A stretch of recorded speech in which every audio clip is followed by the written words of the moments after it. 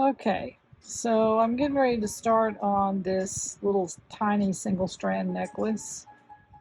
And I do things kind of unorthodox. You can use a bead tray if you want to. It would actually help hold your beads in line. Anyway, I'm just using this old beat up piece of leather because that's what I've done for 25 years. So anyway, getting ready to lay this out. I've divided the beads up equally on both sides. I think I've got about 33 on this side and about 33 on that side. And I'm just going to put an itty bitty tiny seed bead in between. I'll get back to you in a minute. Bye.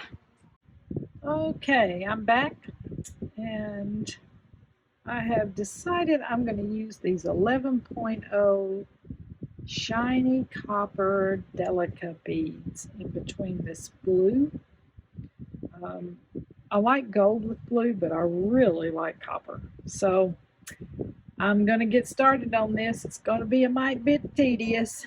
I'll get back with you in a minute. Bye. Alrighty, so I've gotten down through part of the process. I've got about 30 stones on there right now with these little 11.0 seed beads. And I'm trying to decide now if I want to continue with the seed beads or if I want to have a solid band of color. So, dilemmas. What do you think?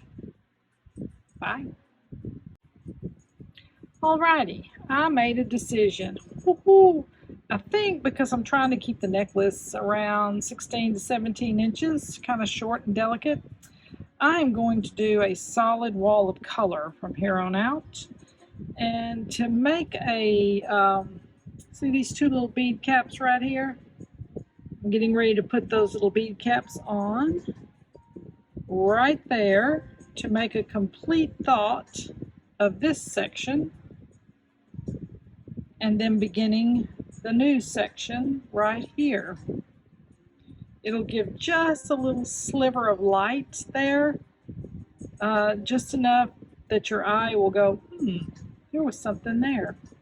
Anyway, I'll get back with you in a minute. I'm almost done. Okay, I'm at the end, and I love the decision. You can see the little tiny seed beads in there, the little pop of light. And we're coming up here, and right there is that little sliver of silver in there. That completes this thought.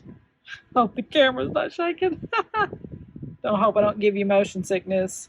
Anyway, that completes that thought. And then up here, it's going to be a complete wall of color. And I hadn't decided yet what kind of clasp. That's another decision. But anyway, there you have it. Okay, I'm getting ready to finish off this beautiful necklace. And with anything, the finish off is extremely important. You want it to look finished. So I'm adding 2 silver beads at the end, 4 bead caps, and obviously a crimp and a crimp cover to make it look complete. Also, because this is a delicate, as you can see, necklace, I chose a smaller clasp, and in this case I'm going to use this lobster claw to finish it off. When I get it done, I'll come back. All right, I am done. You can see how the finishing beads complete the thought at the end, and then you have the beautiful clasp and all of that. So anyway, it is a finished piece now, ready to be sold. I didn't go into details on the finish off of crimping and all that stuff like that, because I just didn't think it was necessary for this video. Anyway, one other thought is when I have a strand of beads like this, that are multicolor, one of the things I do is I take the whole strand apart and I actually put colors together. Like, see, all these have greens and browns in them, and as I go down it turns more into blue. You can see the more vivid blues. So I try to put things together color wise for the biggest, what I say, bang for your buck on color when it comes to beads like this.